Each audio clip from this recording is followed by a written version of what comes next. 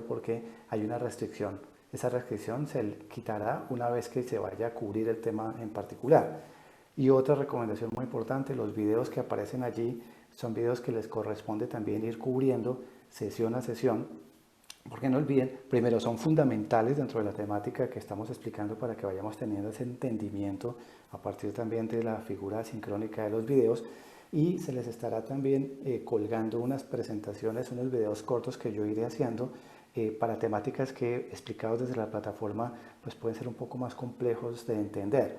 Entonces, los temas de los agregados monetarios, los temas de las subastas holandesas, entonces haré unos videos específicos allí que estarán disponibles para que ustedes puedan aclarar de manera mucho más fluida esas temáticas que vamos a estar abordando en la plataforma de Zoom como tal.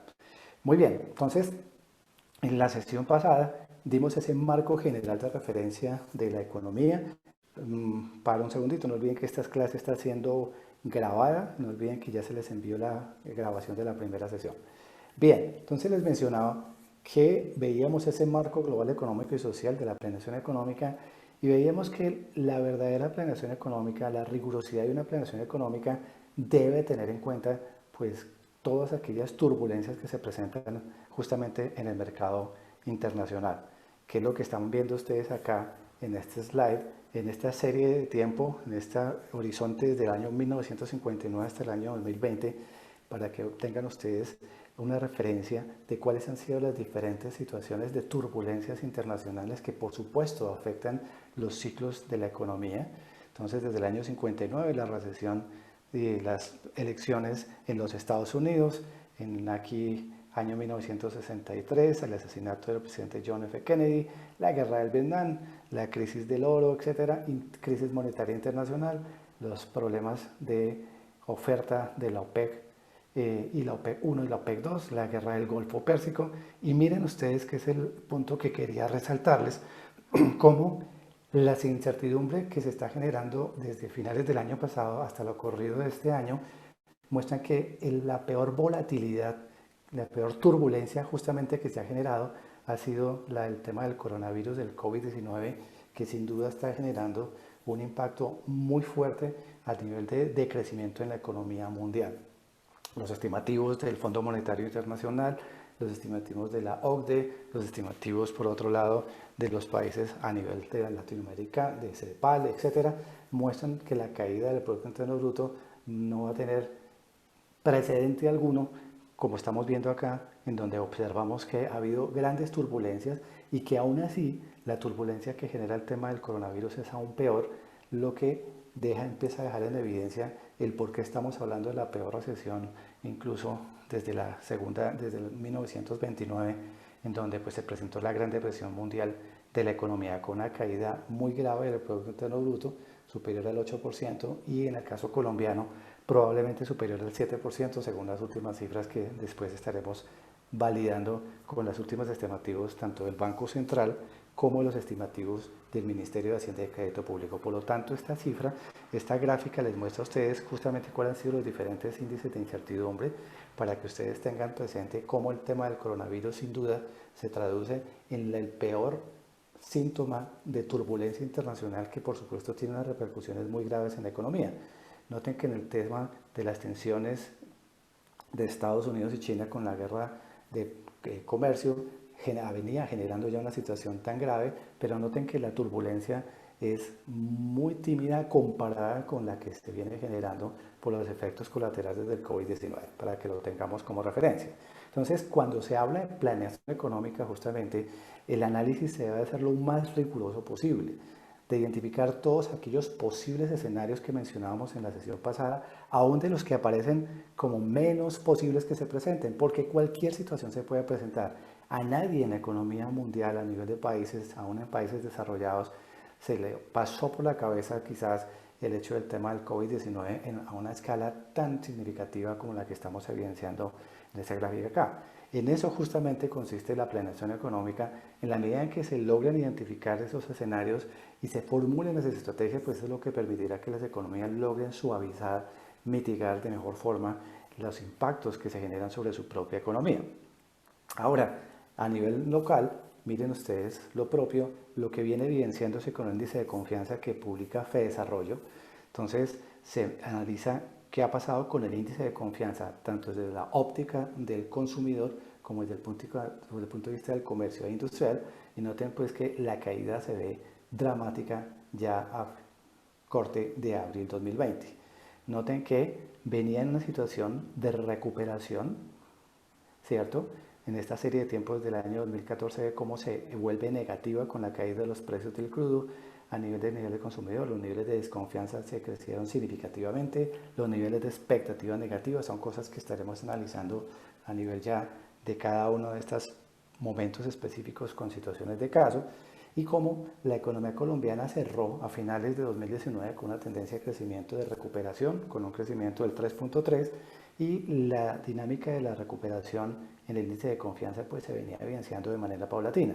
No obstante, como mencionábamos en la gráfica anterior de los temas de incertidumbre internacional, el tema del COVID-19 genera un impacto muy fuerte y miren ustedes, la caída de los índices de confianza es muy significativo. ¿Eso qué incidencia tiene? Pues muy grave, en la medida en que si hay un índice de confianza negativo, pues significará que los niveles de confianza desde los hogares y desde el punto de vista del comercio se va a afectar dramáticamente, y eso tiene una incidencia muy grave en la dinámica de la demanda agregada y por tanto el crecimiento en la economía. Más adelante, en el transcurso de esta sesión, estaremos dando algunas cifras concretas para que vayamos entendiendo a qué me refiero con la explicación de este índice de confianza. Ahora, veíamos entonces que la proyección de Colombia, entonces, después de venir un proceso de crecimiento de recuperación paulatina, cerramos 2019 con un crecimiento del 3.3%, y noten que se esperaba un crecimiento al finalizar el año Colombia de este año del 3.4%. Por supuesto, eso queda completamente revalidado con la dinámica que estamos explicando justamente, que es el impacto, el efecto colateral del COVID-19. Bien, miren ustedes en términos reales qué ha venido pasando con la dinámica de variación porcentual de crecimiento del Producto Interno Bruto, todo con una tendencia muy fuerte de desaceleración. Aquí vemos que la economía tuvo niveles de crecimiento sumamente dinámicos. Antes de la crisis financiera del año 2007, Colombia crecía a tasas muy fuertes de crecimiento. No olvide que crecía a tasas del 4.7% a finales del año 2005, lo cual se considera un crecimiento dinámico. El crecimiento potencial de Colombia es del 4.5%, o sea que Colombia crecía a su potencial.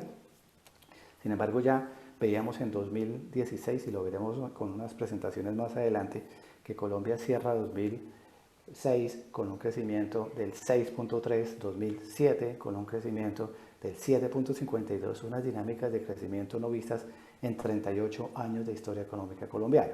Por supuesto, recibimos el coletazo, el efecto colateral de la crisis financiera de los Estados Unidos, y la economía se desacelera, como ya he empezado a mencionar, a tasas de solamente el 2.5% en el año 2008, afectado de manera significativa por el efecto colateral de la crisis de los Estados Unidos por un lado, y por el efecto Venezuela, que nunca vimos y que sí tuvo unas repercusiones muy graves en la medida en que estamos hablando del segundo mercado en su momento en importancia para el mercado colombiano. Luego viene un proceso de recuperación importante de la economía colombiana, con crecimientos del 2.2, del 3.3, del 4.3, y nuevamente empieza a evidenciar una situación de reducción, de desaceleración muy grave, básicamente que se da en el tercer trimestre del año 2014, con la caída de los precios del crudo a nivel internacional, que tendría sin duda unas repercusiones muy graves en la dinámica de crecimiento en la economía, que llevaría a procesos de desaceleración con crecimiento solamente con un punto de quiebre a finales del 2017 con el 1.4%. Entonces noten que después de ese momento la economía empieza poco a poco a evidenciar nuevamente un proceso de recuperación. Obviamente eso también jalonado por la estabilización de los precios del crudo a nivel internacional, y luego miren ustedes, vuelve a desacelerarse dramáticamente. Este es con el corte a marzo, en donde la economía colombiana todavía crecía. Con el corte a junio, como veremos, ya evidenciaba claramente un trimestre con decrecimiento económico. Muy bien, ¿qué fue lo que más aportó a la economía colombiana? Esto, no olvides, esas cifras son todas públicas, son cifras que aparecen en la web del Banco Central Colombiano.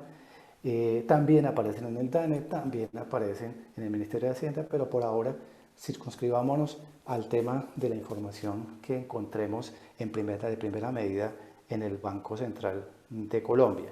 Entonces, ¿qué fue lo que más aportó a la economía colombiana para que haya crecido al finalizar, como estoy señalando aquí en la parte inferior, al 3.3% al final del año 2019? Entonces vemos acá un crecimiento en recuperación por el tema de explotación de minas y canteras, por el tema también de electricidad, agua y luz, de recuperación. Miren ustedes el tema de construcción muy afectado, el tema de edificaciones con una caída cercana al 9%, el tema de obras civiles en proceso de recuperación, pero en general el tema de la construcción con una reducción neta del 2%, y miren cómo el tema de comercio fue uno de los jalonadores muy importantes en la vigencia de 2019, todo el tema de comercio, reparación, transporte, a lo cual se le suma también el tema de educación, de salud, que aportó en el 4.9, y sin duda el jalonador más importante pues fue el tema de actividades financieras y de seguros con un crecimiento del 5.7%. Entonces, todo este tipo de información siempre ustedes lo encuentran en la información del DANE, en la información del Banco Central, y es una información que les corresponde estar revisando para que ustedes tengan claro cuáles son los sectores de la economía que jalonan en un momento dado y que se convierten en un compensador muy importante de aquellos sectores que estén dejando de aportar por los problemas afectados fundamentalmente por los comportamientos de los precios internacionales en este caso. Y noten ya acá en lo corrido del año, en donde la economía solamente al corte de marzo crece el 0.4%, ¿qué fue lo que incidió? Noten cómo se revierte completamente la dinámica de crecimiento en la parte de explotación de minas, noten el tema de industria manufacturera también con un decrecimiento, noten la construcción ve mucho más exacerbada su caída del 2.0% al 7.5% de crecimiento anual, el tema de las edificaciones lo propio, miren el tema de actividades especializadas de construcción y en general pues una desaceleración muy fuerte con un crecimiento realmente muy pequeño que no teníamos en muchísimos años. En el año 1998 la economía creció al 0,58, entonces estamos viendo un crecimiento aún más bajo que ese momento en donde el ciclo económico de la economía colombiana era un ciclo económico de desaceleración como tal. Ahora, por supuesto, en la medida en que la economía crezca menos, pues por supuesto eso implica que hay menor absorción de mano de obra en el mercado. Entonces vemos cómo la tasa de desempleo, que en general mostraba una tendencia a la suavización a lo largo de esta serie entre 2001 y 2019, muestra cómo se dispara dramáticamente, por supuesto, por el choque que se genera tanto en la oferta como en la demanda de bienes y servicios, que hace que lleguemos a tasas históricas no vistas en muchísimo tiempo en la economía colombiana, con un crecimiento del 22.8% al cierre del mes de abril. Quiero retomar que en el año 1999, cuando Colombia tuvo la peor recesión que haya tenido hasta entonces, o sea, estamos hablando de antes de COVID-19, la tasa de desempleo fue del 21.5%. Entonces noten que aquí estamos hablando de entrada al corte del mes de abril ya de una tasa de desempleo del 22.8%, lo que por supuesto deja en evidencia pues, que no hay absorción porque hay un choque muy fuerte en el contexto de la economía colombiana. Lo propio, esto es a nivel mensual, se evidencia en el trimestre móvil como en abril se evidencia esa subida exponencial de la tasa de desempleo de la economía por las razones que ya mencionábamos.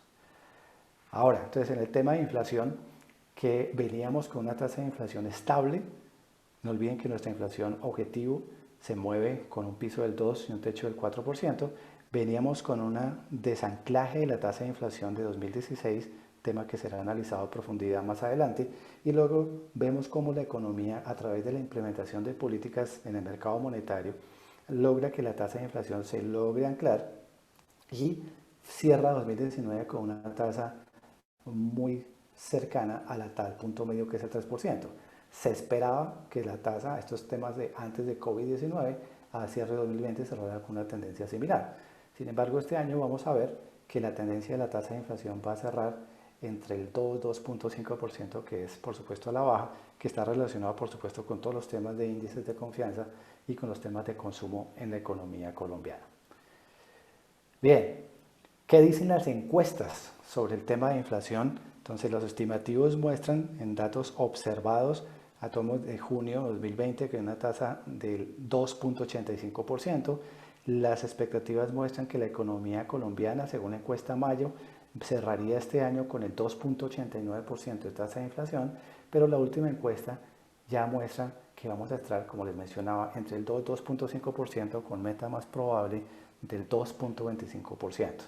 Una vez que la economía se dinamice, que se espera va a generar un punto de quiebre en el tercer trimestre de este año, por supuesto se esperaría que para el año siguiente la tasa de inflación vuelva a alcanzar el punto medio del que se mueve dentro de ese rango objetivo, dentro del 2 y el 4% específicamente.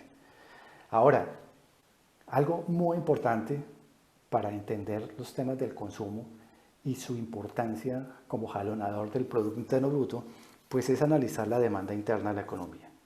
Ustedes analizaban en macro que la ecuación macroeconómica nos dice que la demanda interna de la economía está jalonada por el consumo de las familias, por la inversión de las empresas, por el gasto del gobierno, por las exportaciones y descontando por supuesto las importaciones. Entonces, en la medida en que la demanda interna aumente, pues eso implicará que también aumentará, pues jalonará el Producto Interno Bruto. Pero aquí viene el punto fundamental y es explicar de dónde surge el mercado real y particularmente cómo se deriva, ¿de acuerdo? Cómo se deduce el tema de la oferta agregada y la demanda agregada.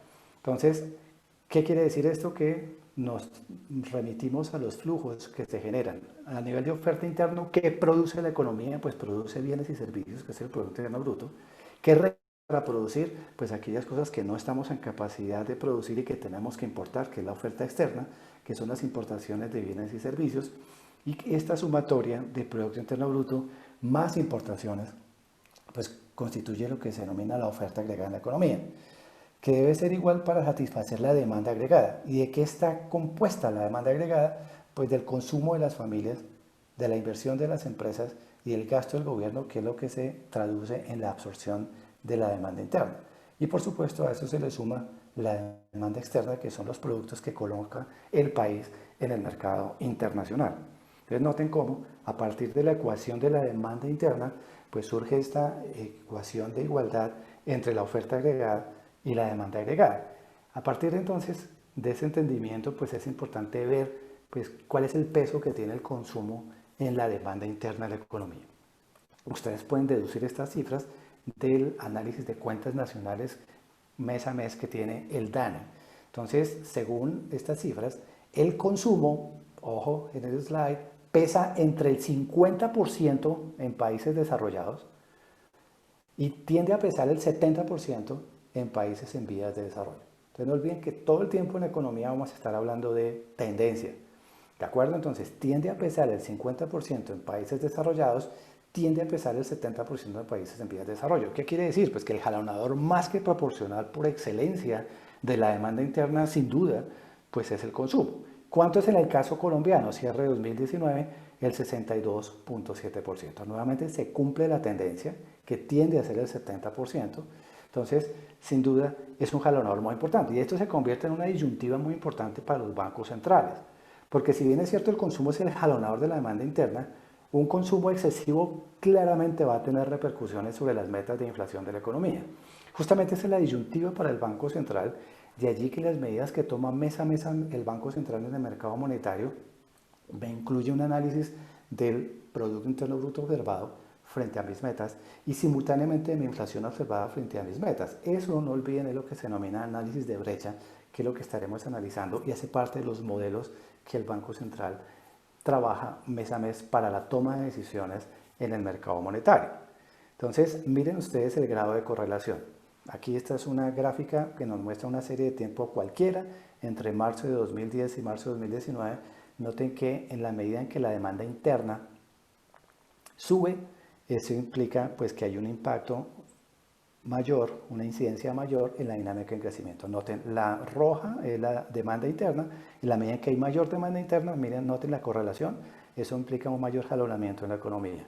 En la medida en que cae esa demanda interna, eso implica una menor dinámica de crecimiento en la economía. Entonces noten que hay una fuerte correlación nos da la claridad de que en la medida en que la demanda interna aumenta, jalonada de manera sustancial por el consumo, por supuesto eso implicará una mayor dinámica de crecimiento en la economía y recíprocamente en términos de una disminución. Bien, preguntas hasta acá. ¿Qué preguntas tienen hasta acá? ¿Hay alguna inquietud? Yo tengo una superficial. Adelante, por favor. ¿Qué significa la sigla DAEC? Es que ya la he visto en dos gráficas.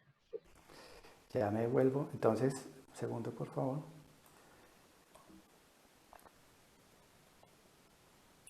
Entonces, esto es la demanda agregada. ¿De acuerdo? Es demanda agregada con estacionalidades y sin estacionalidades. Entonces van a encontrar DAEC y DAEC NC, en donde se muestra qué pasa con el Producto Interno Bruto, cuál es el grado de correlación con y sin estacionalidades. ¿De acuerdo? ¿Alguna otra pregunta? Profe, en la ecuación que teníamos de demanda, la parte que decía exportaciones, también, o sea, esa parte que incluye también servicios, ahí ya está incluyendo lo de inversión extranjera directa. Toda la parte de inversión está incluida en esta parte de acá que es inversión.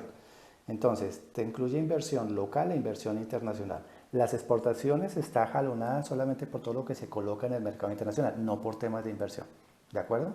Entonces, Sí. el sector externo entonces está jalonado por la sumatoria de todos los productos que se colocan en el mercado internacional, ¿de acuerdo? Relacionado con bienes y o servicios y todo lo que se trae a la economía, lo que se importa, que básicamente está relacionado de manera sustancial por todas las importaciones de bienes intermedios que son esenciales para los procesos de producción y bienes de capital que es maquinaria, equipo y demás. Entonces, eso nos genera un neto del sector externo que nos puede evidenciar una situación de superávit en el momento en donde las exportaciones tienen una mayor dinámica que las importaciones o lo contrario, que realmente la situación que nos ha caracterizado por mucho tiempo en la economía en Colombia, que es que las importaciones crecen mucho más rápido que las exportaciones, que eso de hecho pues nos generan un trasfondo ahí de problemas estructurales de la economía y el cuestionamiento de si Colombia verdaderamente tiene una vocación exportadora. ¿De acuerdo? En G, que estamos viendo acá y señalando, es toda la parte del gasto del gobierno nacional. Y ese gasto del gobierno nacional también está asociado a gastos por funcionamiento, gastos de inversión pública o los gastos de servicio a la deuda. Es un gran componente y todo hace parte de esta sola variable. ¿De acuerdo? Lo propio de la inversión, que es la inversión de las empresas y es la inversión extranjera también. ¿De acuerdo? Más adelante explicaremos esto cuando veamos el tema de balanza de pagos. ¿Qué otra inquietud?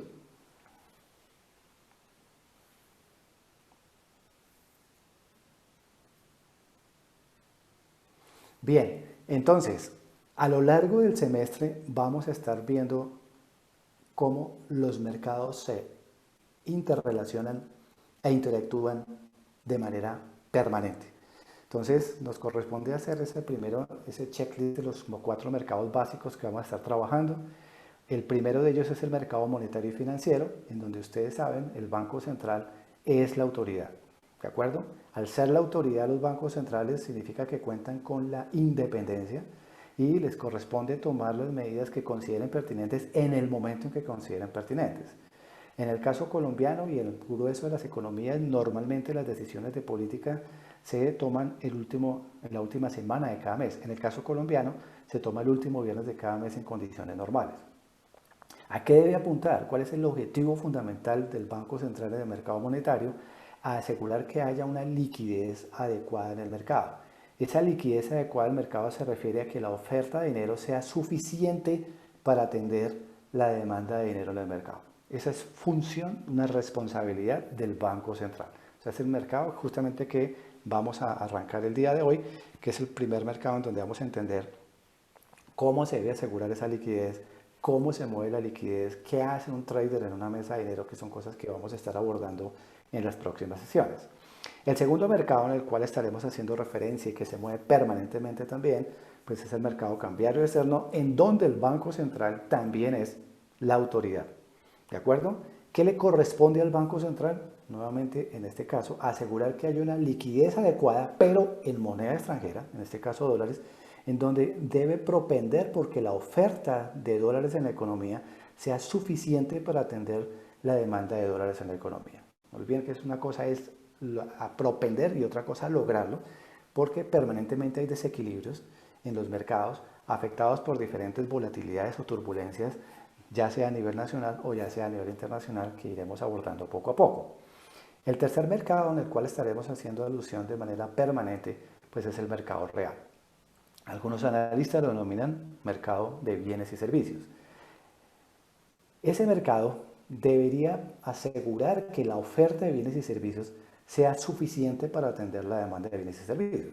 Entonces, parte del juego del Banco Central es asegurar pues, que haya la liquidez adecuada en la economía, que las empresas tengan los recursos suficientes para producir, los recursos financieros a través del sector financiero.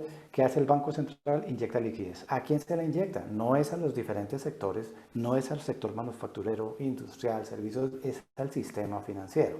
¿Qué hace el sistema financiero? El sistema financiero lo que hace es irrigar vía créditos, consumo, inversión, etcétera, etcétera, a cada uno de los sectores económicos para que puedan hacer esa producción de bienes y servicios. Entonces, noten que el sector financiero es un puente muy importante de la política monetaria. La claridad que estamos dando es que no es el Banco Central el que inyecta liquidez directamente a los mercados, a los sectores. Es a través del sistema financiero. El Banco Central irriga recursos al sistema financiero y el sistema financiero vía créditos a los diferentes sectores. Entonces es importante que tengamos clara esta connotación. Ahora, viene también otro mercado que se interrelaciona, que es el mercado de trabajo. En el mercado de trabajo, la oferta de trabajo pues debe ser suficiente para atender esa demanda de trabajo. No olviden quiénes son los que ofrecen trabajo, nosotros como personas naturales. ¿Quiénes son los que demandan trabajo? Las empresas. ¿Por qué hago claridad? Porque normalmente hay confusión en cuanto a que las personas, los estudiantes piensan que la oferta de trabajo es de las empresas. No, la oferta de trabajo es de las personas como personas naturales. Entonces, a lo largo del semestre vamos a ver cómo interactúa cada uno de nuestros mercados. No olviden que vamos de lo general a lo particular, vamos de lo sencillo a lo complejo. Muy bien, entonces nos corresponde abordar ya el primero de los mercados, que es el mercado monetario y financiero. Vamos a estar hablando en estas sesiones sobre el tema de la política monetaria. No olviden que es la autoridad, los bancos centrales, ¿de acuerdo? Entonces, ¿cuál es el objetivo o objetivos de la política monetaria? Quisiera escucharlos. ¿Cuál es el objetivo de la política monetaria a nivel global? ¿Cuál es el objetivo estándar? De acuerdo a lo que ustedes vieron en macroeconomía, ¿cuál es el objetivo de la política monetaria?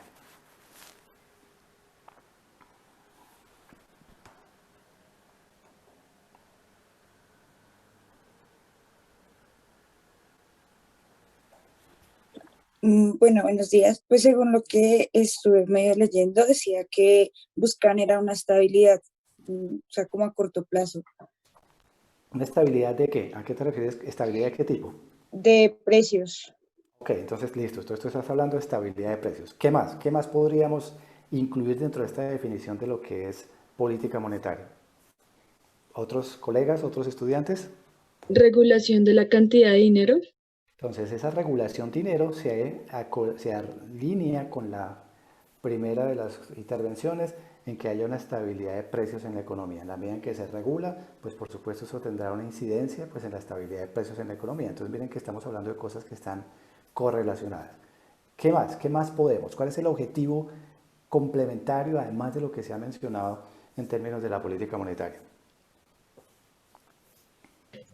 Pues bueno, aparte de la cantidad de regular la cantidad de dinero, pues también sería que lo que hace es mirar la evolución de los tipos de interés o afectar esa parte. Entonces, eso que acabas de mencionar ya es un cómo. ¿De acuerdo? Entonces, se habló en el comienzo de estabilidad de precios, se habló luego con otras de sus compañeras de asegurar la liquidez en el mercado. El cómo logro eso justamente es a partir de las herramientas de política, y lo que tú acabas de mencionar justamente es una de las herramientas, y particularmente la herramienta vital que tiene una función muy particular, focalizada, que es básicamente la herramienta de control primario de la tasa de inflación, que por supuesto será una de las herramientas que analizaremos más adelante. Muy bien, ¿qué más? ¿Qué más? Entonces ahí vamos hilando o estructurando un poco la definición de política monetaria. ¿Qué otra cosa concluirían o incluirían ustedes mejor dentro de la definición integral de lo que es política monetaria? Profe, una duda, o sea que el tipo del tipo de cambio sería como un control secundario. El tipo de cambio que estás mencionando es más asociado ya al mercado cambio externo, ¿de acuerdo? que es la tasa de cambio en la economía. Vale, gracias. Muy bien, ¿qué más? Quiero escucharlos. ¿Qué otras? Pues si son objetivos, creo que habrían tres. O sea, el control de la inflación, la mejora de la eficiencia productiva, que esa estaba en la lectura, pero no estoy segura exactamente a qué se refería. Y el tercero, que es o sea, la mejora de la balanza, pues o sea, digamos, interna con el exterior. Bueno, entonces nota que ahí estás incluyendo ya temas de carácter cambiario. Entonces, tu compañera antes habló de tasa de cambio, estamos ahí. Cuando hablamos de tasa de cambio, estamos hablando de mercado cambiario y externo, en donde por supuesto también los bancos son autoridad. ¿De acuerdo? Entonces, el tema también de la balanza es un tema de carácter cambiario externo, que por supuesto estaremos analizando en el detalle necesario porque es una herramienta muy importante con la que cuentan los bancos centrales. ¿Qué más? ¿Qué más? Hablemos de lo monetario, además de control de precios, además de control de liquidez, además de lo que mencionaban de la tasa de interés, que es un cómo lograr que se controle esa liquidez. ¿Qué más podrían ustedes complementar como objetivo de la política monetaria? Pienso que también sería garantizar que haya un crecimiento económico. Muy importante también. Entonces, además de todo lo que han dicho, acabas de mencionar algo que es esencial, que es que haya también una dinámica en crecimiento en la economía. Entonces, tenemos varios comentarios de ustedes y nos corresponde entonces darles ya una lógica, una estructura a esas definiciones. Diego me comenta en el chat que para evitar tanta volatilidad de la moneda, pues, y por lo tanto mantener la confianza en la moneda, estamos hablando de la capacidad adquisitiva del dinero. Sin duda es una función también fundamental. Entonces, no olviden, y aquí es importante dar la claridad, que es el Estado-Nación, a nivel de estados, los que son responsables de la capacidad adquisitiva del dinero. ¿Qué hace el Estado-Nación? Empodera a los bancos centrales para que cumpla esa función y le da la autoridad. Por eso los bancos centrales, ustedes notarán, en el grueso de los países a nivel global, son completamente independientes porque se les ha empoderado esa función vital que es mantener la capacidad adquisitiva de la moneda. Entonces, por eso los bancos centrales se convierten en la autoridad monetaria. En el caso colombiano, a partir del año 1991, con el cambio en la constituyente, se le da la independencia al Banco Central. A partir de ese momento cuenta con la autoridad, se constituye una autoridad monetaria, cambiaria y crediticia, y dentro de su función central justamente está esa que acabas de mencionar, Diego, que es mantener la capacidad adquisitiva de la moneda. Entonces, para eso, el Banco Central cuenta con una serie de herramientas para buscar mes a mes que la tasa de inflación se mantenga bajo control. Pero como bien lo acaba de mencionar su colega al final, el objetivo no es únicamente el control de la inflación, es también contribuir al crecimiento en la economía, y esto es algo muy importante para que hagamos las claridades. Entonces, antiguamente los bancos centrales propendían única y exclusivamente por mantener la capacidad adquisitiva, control de la inflación. Pero ¿qué con el crecimiento económico? Justamente es un tema que cambia a partir justamente de la recesión que se da en el año 1999 en la economía colombiana. Se da un cambio muy importante en la misión del Banco Central. Entonces, ¿cuál es el objetivo fundamental de la política monetaria? Entonces, asegurar que haya una liquidez adecuada en el mercado. ¿De acuerdo? Mantener esa liquidez adecuada se refiere a dos cosas. El adecuado se refiere a no tener más dinero del necesario. ¿De acuerdo? Les pregunto por qué. ¿Qué pasa si ustedes tienen más dinero del necesario? Puede producir procesos inflacionarios. Pero entonces, respóndeme, ahí llegaste a la conclusión, me llegaste, digamos, como al efecto final. Pero haz la secuencia. ¿Cómo es posible que efectivamente, como al final se vaya aumentando la tasa de inflación? Pero cuéntame por qué. ¿Qué es lo que hace que al final la tasa de inflación? Hagamos la secuencia porque eso es lo que nos va a lograr hacer entender mucho mejor. Siempre hagan las secuencias porque eso nos va a dar mucho mejor entendimiento de las cosas. Entonces, cuéntame por qué al final se aumenta la tasa de inflación. Pues primero, cuando hay un exceso de dinero además del que se produce por la economía, se crea una emisión inorgánica del dinero. Existe dinero que realmente la economía no puede sostener por el nivel de la producción. Y como sabemos que hay una ecuación de la teoría cuantitativa del dinero, que es la velocidad del dinero multiplicado por la oferta monetaria, igual a la producción multiplicado por los precios, Pues siempre que usted aumente la masa monetaria y no aumente en el otro lado de la igualdad la producción, en retrospectiva, lo que va a hacer es aumentar los precios, que es lo que es al final el proceso de inflación que termina creando la emisión inorgánica de dinero. Perfecto, entonces, muy bien, entonces retomemos lo que acabamos de mencionar. Estamos recogiendo las ideas de todos ustedes para determinar cuál es el objetivo central, vital de la política monetaria. Estamos haciendo ya un resumen y estamos diciendo que el objetivo central del Banco Central en materia política es asegurar que hay una liquidez adecuada. Que la adecuada se refiere a que no haya más dinero necesario y está referido a lo que tú acabas de mencionar, pero tomémoslo en contexto. Les pregunto algo y por favor respondan rápidamente. Si dejan de responder rápido, están dejando de ser objetivos para responder. Supongan que todos ustedes ya son economistas, que ustedes trabajan en un pool de economistas, todos trabajan y yo soy su empleador. ¿De acuerdo? Yo les pago a ustedes mensualmente 5 millones de pesos como profesionales que ya tienen un grado de especialización. Entonces yo les pago a todos ustedes 5 millones de pesos y hoy es viernes y les anuncio hasta las 5 de la tarde, señores, a partir del próximo lunes se van a ganar 10 millones. Díganme ustedes rápidamente qué van a hacer con los otros 5. Por favor, ¿qué van a hacer? Aumentar el consumo.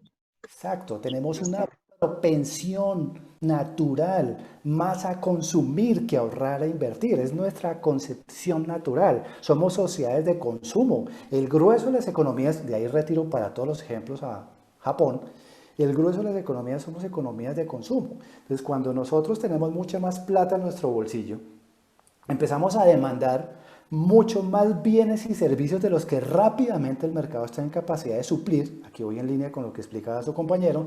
Y ese efecto escasez es lo que al final efectivamente me va a generar un impacto sobre la tasa de inflación. Entonces miren el tema fundamental. Esa es la secuencia que nos corresponde hacer para que no queden cabos sueltos y tengamos un entendimiento contundente de por qué sí, efectivamente al final pues hay una presión sobre la tasa de inflación. Somos sociedades de consumo. Y nuestra tendencia natural es más a consumir que a ahorrar a invertir. ¿De acuerdo? Entonces es una primera gran claridad. Ahora, el objetivo de asegurar una liquidez adecuada se refiere también, por otro lado, a que la cantidad de liquidez en la economía no sea tan limitada, porque claramente se va a afectar ese otro objetivo fundamental que es que haya una mayor dinámica en crecimiento. Entonces, miren lo importante. Entonces, eso nos lleva aquí en el slide, ya atiendo la inquietud que me plantea Sebastián en el chat. Entonces, miren el objetivo de la política monetaria. Entonces, el objetivo primario de la política monetaria es ese es un 1, alcanzar y mantener una tasa de inflación baja y estable, y 2, no excluyente, lograr que el producto crezca alrededor de su tendencia estimada de largo plazo. O sea, estamos hablando de un objetivo integral de la política monetaria. El objetivo de la política monetaria no es per se control de inflación. Ese es un 1, ciertamente. Pero hay un 2, que ciertamente también es lograr que el Producto Interno Bruto crezca alrededor de su tendencia estimada. Entonces, ojo que es muy importante. Entonces, ténganlo siempre presente. En condiciones en donde la economía esté creciendo, ¿cierto? El objetivo 1 siempre será alcanzar y mantener una tasa de inflación baja y estable, y 2, se deberán definir mecanismos para que haya un mayor crecimiento en la economía. Todo eso se elabora bajo metodologías. La metodología que una buena parte de los bancos centrales ha cogido a lo largo del tiempo es el esquema de inflación objetivo. Antiguamente los agregados monetarios, que más adelante explicaremos, jugaban un rol central para el tema de control de inflación. Sin embargo, empezó a evidenciar ciertas limitaciones y hoy una gran cantidad de los países pues, se han volcado hacia esta metodología que es el esquema de inflación objetivo, que tiene en cuenta qué está pasando con la inflación observada frente a sus metas y qué está pasando con el PIB frente a sus metas también. Y eso es un análisis simultáneo, que es el análisis de brecha que ya empezamos a reiterar. Entonces, miren la primera gran conclusión de cuál es el objetivo de política. Asegurar que hay una liquidez adecuada. El adecuado, entonces ya tenemos claro, se refiere a que no haya más dinero del necesario, por la razón que acabamos de explicar, y que tampoco haya una liquidez tan limitada que afecte la dinámica en crecimiento de la economía. Ahora, Sebastián me preguntaba hace un momento en el chat de si la tasa de desempleo es un objetivo de la política monetaria. Entonces, no es un objetivo explícito, es la gran claridad que quiero dar del Banco Central, pero lo que haga el Banco Central en materia de crecimiento sin duda va a tener repercusiones en la tasa de desempleo, pero no como único actor fundamental en este proceso. Porque si bien es cierto, el Banco Central propende porque haya una tasa de inflación baja y estable y contribuye al crecimiento, no es el único actor, no es la única autoridad que implementa herramientas para estimular el nivel de crecimiento en la economía. No olviden que también está el gobierno nacional desde el punto de vista de la política fiscal, y la combinación de las dos, pues por supuesto van a ayudar a que la economía se dinamice más y a que haya mejor absorción de mano de obra en el mercado. Entonces la pregunta que hace Sebastián es muy importante, porque la gran claridad es que no está explícitamente por ley o constitución para el Banco Central el objetivo de que la tasa de desempleo sea uno de sus objetivos centrales. Lo es el tema de la inflación y lo es el tema del crecimiento. Lo que se desprenda de allí, reitero, por supuesto tendrá repercusiones en las tasas de desempleo en la economía. Una pregunta muy interesante que acaban de formular. Ahora, demos claridades. Si bien es cierto, mencionamos que debe asegurarse una liquidez adecuada en el mercado y que no debe más de dinero el necesario, porque eso al final va a tener repercusiones, porque tenemos una propensión natural más al consumo que al ahorro y la inversión, y eso pues va a generar un efecto de escasez en la economía y por tanto una presión sobre la tasa de inflación. Ojo con las cifras también. Tenemos que analizar otro ángulo y es importante que ustedes lo entiendan. Y es, no se les olvide que en la primera sesión les mencionaba que somos una de las economías más desiguales del mundo. Tenemos serios problemas en materia de distribución del ingreso. Y les doy cifras. La población colombiana, ¿en cuánto está en este momento? Con y sin población venezolana. ¿Qué estadísticas tienen ustedes en su cabeza?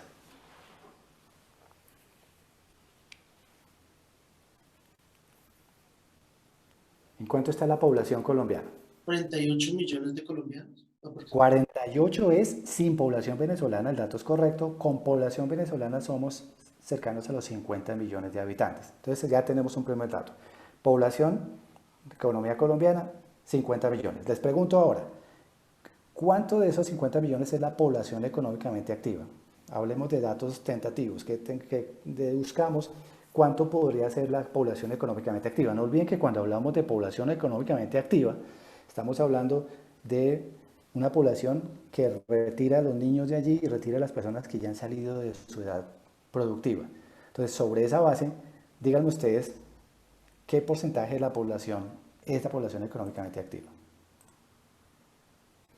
Aquí Nicolás me dice 25, está muy cercano, es 26.1 millones de personas. Entonces, de la población económicamente activa, o sea, de los 50 millones de habitantes, somos una población económicamente activa de 26.1 millones de personas. Ahora les pregunto, díganme ustedes, tentativamente, según todo lo que ustedes leen de cifras y demás, díganme qué porcentaje de esa población económicamente activa gana entre un salario mínimo y 2 salarios mínimos legales.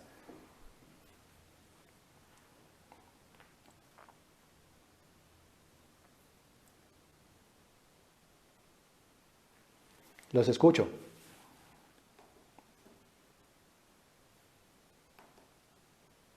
De pronto el 50%. El 56.7%. Entonces tenemos, nuevamente retomemos, refresquemos. Tenemos una población de 50 millones, una población económicamente activa de 26.1 millones de pesos. De esos 26.1 millones de personas, el 56.7 son personas que ganan entre 1 y 2 salarios mínimos legales. Entonces ya tenemos un 56.7. Ahora les pregunto, para hacer un análisis aún más ácido, ¿qué porcentaje de personas de esa misma población económicamente activa, ya tenemos un 56.7, gana hasta un salario mínimo legal?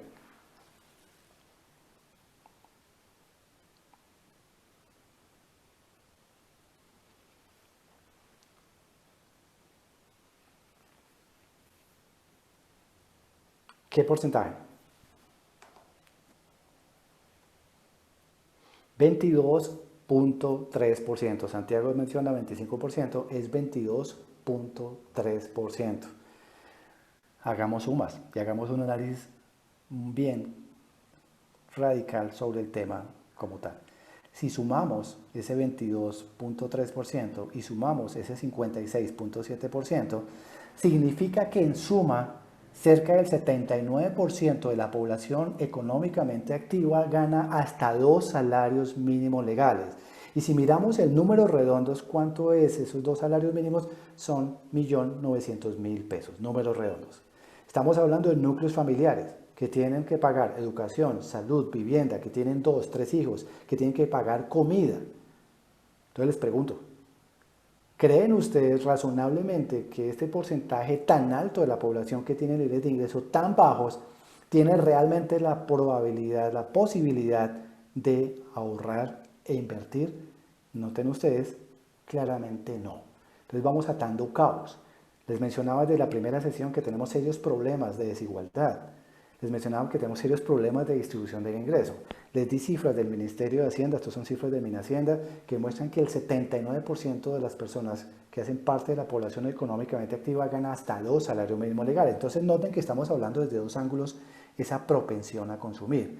Tenemos ciertamente una propensión natural a consumir como sociedad de consumo, pero tenemos también desde el otro ángulo un serio problema estructural que está referido a problemas de muy bajos niveles de ingreso de las personas. Entonces son cosas que justamente vamos a estar analizando a lo largo de las sesiones porque ustedes tienen que tener esa vista integral de las realidades macroeconómicas, sí, pero también de las problemáticas estructurales que tiene la economía. Entonces, retomo, el objetivo central de la política monetaria es asegurar esa liquidez adecuada y ya tenemos claro esa adecuada a qué se refiere. También tenemos claro que el objetivo per se de la política monetaria no es única y exclusivamente el control de la inflación, asegurar una tasa de inflación baja y estable, sino también que haya mayor crecimiento económico. Entonces, nuevamente, reitero un punto que les mencionaba antes, que esto normalmente es en condiciones en donde hay crecimiento en la economía. O sea, un ciclo económico de alta. No olviden que los ciclos económicos, el ciclo económico de crecimiento, auge, desaceleración, recesión, depresión y recuperación. En condiciones en donde una economía está creciendo, siempre se va a mantener este objetivo de política en ese orden. Mi 1 será alcanzar y mantener una tasa de inflación baja y estable y mi 2 contribuir al crecimiento. Pero cuando estamos en un ciclo económico de baja, en donde la economía está decreciendo, ojo, no es acelerando, decreciendo, se invierten los objetivos. Mi 1 se vuelve volver a llevar rápidamente la economía a una situación de crecimiento y mi 2, no excluyente, mantener una tasa de inflación baja y estable. Miren ustedes las medidas que abordaremos, pero las retomo porque es importante para este punto en particular, en donde estamos en una situación de crecimiento económico. ¿A qué le está apuntando el gobierno nacional desde el punto de vista de la política fiscal? ¿A qué le está apuntando el Banco Central Colombiano desde el punto de vista monetario? A estimular la economía, a generar políticas que estimulen bajada drástica de su tasa de intervención, reducción de encajes en el mercado, inyección de liquidez a más largo plazo en el mercado. Propósito, estimular la generación de créditos, de multiplicar dinero por parte del sistema financiero y que haya mayor dinámica en crecimiento. Ese se vuelve mi 1, volver a estabilizar la economía, llevarla rápidamente a una situación de crecimiento económico. Y 2, de todas maneras que la tasa de inflación se controle. Entonces noten que es muy importante el contexto del ciclo en el cual se mueve la economía, que son cosas que estaremos analizando a profundidad en la medida en que vayamos avanzando.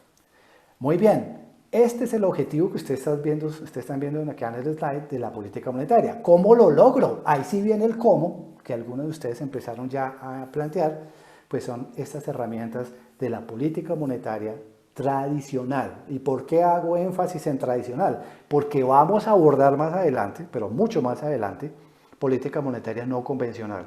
Vamos a analizar los mecanismos de relajamiento cuantitativo que ha implementado la Fed, Banco Central Europeo, etcétera, en la crisis financiera y cómo parte de esas herramientas hoy empiezan a ser un elemento muy importante para ayudar a reactivar las economías. Eso lo veremos más adelante. Por ahora nos compete analizar estas 4 herramientas que nos van a ayudar a responder el cómo lograr que efectivamente se logre el cumplimiento de ese objetivo integral de política monetaria. Entonces, en primera medida tenemos la emisión de dinero. El orden en que está escrito no implica su orden de importancia. Cada una de estas herramientas es importante en ciertos momentos de la economía, ciertos momentos de los ciclos. Entonces está la emisión de dinero, que quizás es la herramienta con la que más familiarmente los bancos centrales son leídos por el mercado en particular. Están los encajes que estaremos analizando, está la tasa de intervención, que es la herramienta de control primario de la tasa de inflación, y está la herramienta que mueve la liquidez, la base monetaria en la economía, que son las operaciones de mercado abierto. Entonces, con estas 4 herramientas es que los bancos centrales responden a ese cómo. ¿Cómo hacer para lograr que la economía alcance y mantenga una tasa de inflación baja y estable y contribuya al crecimiento del producto en su estimación de largo plazo? Entonces, empecemos a hablar de la primera de las herramientas, que justamente es la emisión de dinero. Entonces, les pregunto, ¿qué entienden ustedes por emisión de dinero? Ustedes vieron macroeconomía, entonces, ¿qué entienden por emisión de dinero?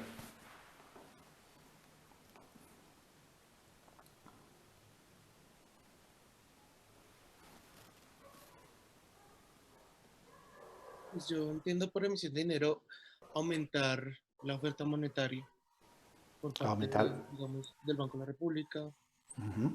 emitiendo pues el dinero que tenemos en el banco por diferentes vías, que puede ser crear bonos, o comprar bonos del mercado que ya habíamos emitido anteriormente, o nuevos bonos, o dar préstamos a bancos, puede ser. Ok, muy bien. Ahí vamos, voy a ir retomando varios de los elementos que tú acabas de mencionar. ¿Qué más? Necesito escuchar más opiniones. ¿La emisión se refiere a poner más dinero en el mercado únicamente? ¿A qué más incluirá este término de emisión? Es algo más integral. Además de lo que bien decían, se refiere a poner dinero en circulación. ¿A qué más se refiere la emisión de dinero? No olviden que estamos hablando de la autoridad monetaria, que es el Banco Central. Pues también sería como el ponerle el curso legal y la producción legal de la moneda en curso del territorio correspondiente. Muy importante, entonces aquí ya hacemos la combinación de las dos definiciones. Entonces, en lo sucesivo, siempre que hablemos de medición de dinero se refiere a la producción y puesta en circulación de numerario. Numerario es el nombre técnico que se le da a los billetes y a las monedas. Entonces, ustedes van a encontrar números, van a encontrar cifras, van a encontrar literatura en los libros de macroeconomía, etcétera, en donde se habla de numerario. Entonces, el numerario se refiere tanto a billetes como monedas. Entonces, esta es la primera herramienta del Banco Central, que se refiere a la producción y puesta en circulación de numerario. ¿Para qué? Para satisfacer algo que se denomina la demanda de efectivo en la economía. ¿De acuerdo? Entonces, eso es la definición de la emisión de dinero. Y esa emisión de dinero es de 2 tipos. Como estoy señalando aquí en el slide, parte superior A, se refiere a una emisión primaria de dinero, que es potestad, aquí en paréntesis, de los bancos centrales. Siempre, ojo, que es importante, ustedes van a encontrar literatura en donde se habla de emisión de dinero o creación de dinero. Eso se refiere a exactamente lo mismo cuando se habla de emisión primaria de dinero. Entonces, emisión de dinero es de 2 tipos. Emisión primaria, que es potestad del Banco Central, es decir, que solamente los bancos centrales producen y ponen en circulación ese numerario. ¿Para qué? Para satisfacer la demanda de efectivo en la economía. Pero resulta que también, parte inferior, hay una emisión secundaria de dinero, que ya no es potestad del Banco Central, sino del sistema financiero. Entonces vamos por partes. Entonces, esa emisión primaria, que es potestad del Banco Central, se refiere al hecho que el banco produce, pone en circulación, y para eso, ¿qué analiza? Pues todas las necesidades de demanda efectiva en la economía. Son modelos econométricos que le permiten a las tesorerías de los bancos centrales, mes a mes, año tras año, analizar cuál es la demanda de efectivo en el mercado, cuáles son los estimativos de crecimiento, y de esos estimativos de crecimiento, cuál es la liquidez que se requiere para que haya esa liquidez adecuada en el mercado, cuánta plata ha salido de circulación, cuánta plata se ha deteriorado, cuánta hay que volver para reponer esa plata en el mercado. Es decir, se tienen en cuenta una gran cantidad de variables, incluyendo los temas de inflación y otras variables que más adelante estaremos mencionando. Ahora, hay algo muy interesante, y es que hay un modelo británico que se denomina, como están viendo ustedes aquí en el slide, que es el modelo de Payne y Morgan. Ese modelo de Payne y Morgan aporta 2 cosas muy interesantes para los bancos centrales en el mundo. Lo primero que aporta es una combinación matemática de números, de los números del 1 al 9. Esa combinación matemática tiene como objetivo determinar cuáles son los números con los que más fácil se hacen transacciones en una economía. El resultado muestra que los números con los que más fácil se hacen transacciones son números 1, 2 y 5. Reitero, números 1, 2 y 5. Y noten, miren sus billeteras, que todos los billetes en Colombia y en el mundo están regidos por esa serie. Nosotros teníamos billetes de 100, 200, 500, 1, 2 y 5. Tenemos billetes de 1000, 2000, 5000, 1, 2 y 5. Tenemos billetes de 10.000, 20.000, 50.000, 100.000. Todos, ustedes no van a encontrar en el mundo billetes de 3.000 o su equivalente, o 6.000, o 8.000 o 9.000, porque todo tiene una lógica matemática que parte de este modelo que es acogido por todos los bancos centrales en el mundo, que es el modelo de Payne y Morgan. Entonces, esa serie de 1, 2 y 5 es la serie con la que más fácil se hacen transacciones en una economía. Entonces, cada vez que sale una nueva denominación al mercado, tiene en cuenta esta secuencia del 1, y el 2 y el 5. ¿De acuerdo? Entonces, lo primero que aportan a ese banco central. Ahora, lo segundo que aporta el modelo de Payne es en qué momento debe salir una nueva denominación al mercado. Entonces, se hacen análisis, series de tiempo de 10, 15 y 20 años para determinar cuál ha sido el efecto, el impacto de la pérdida de capacidad adquisitiva en el tiempo. Entonces, tenemos que empezar a hacer claridades. Vamos a estar hablando de diferentes tipos de inflación. Entonces, no olviden, la primera forma de inflación es la inflación baja o moderada. Esa inflación baja o moderada es la que ha caracterizado a la economía colombiana desde el año 1999, que implica que la inflación es de un dígito. ¿De acuerdo? Entonces, por ejemplo, nosotros cerramos año 1999 con una tasa de inflación del 9.2%.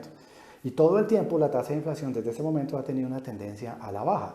Todo el tiempo se ha tendido a mover entre el 2 y el 4 con un ligero desanclaje en tiempo en el año 2016, mes de agosto. Y luego vuelve nuevamente a anclarse. Pero todo el tiempo la economía se ha caracterizado por una tasa de inflación baja y estable, primera modalidad de tasa de inflación. La segunda modalidad es la inflación galopante. Inflación galopante es una inflación que se caracteriza por ser de 2 y 3 dígitos. Entonces, Colombia ciertamente tuvo problemas serios de inflación galopante. Les doy cifras. En el año 1990, la tasa de inflación colombiana fue del 32.4%, claramente una inflación muy fuerte. Había tasas de interés en la economía del 45%, por supuesto, en la medida en que la tasa de inflación es más alta, por supuesto, las tasas de interés serán mucho más altas. Entonces eran tasas de interés carísimas para la economía. Eso es muy grave porque, por supuesto, no olviden que eso tiene serias repercusiones en la dinámica de los créditos, tanto de consumo, de inversión y de otro tipo de créditos que más adelante abordaremos. Entonces, Colombia ciertamente sufrió de problemas de inflación galopante y mantuvimos una tasa de inflación galopante hasta finales del año 1998, en donde nuestra tasa de inflación fue del 17.8%. Luego, por la situación de recesión que se generó en la economía en el 99, se cae la oferta, se cae la demanda y volvemos, después de muchísimos años, a una tasa de inflación de un solo dígito. Digo volvemos porque los primeros años de los 70 fueron momentos en donde tuvimos las tasas de inflación más bajas en la economía colombiana. ¿De acuerdo? Entonces, el que en 1999 Colombia haya llegado al 9.2 era algo que ya habíamos logrado en los primeros años de los años 70. Entonces, tenemos dos clasificaciones de inflación. Inflación baja o moderada, que es de un dígito. Inflación galopante, que es de 2-3 dígitos. Pero tenemos otra más grave aún, tercera clasificación, que es la hiperinflación, que son inflaciones de 4 dígitos y más. Por ejemplo, Perú, primeros años de los 80, tasas de inflación del 1100%, 1200%. Argentina, 2001, tasas de inflación 1700%, 1800%.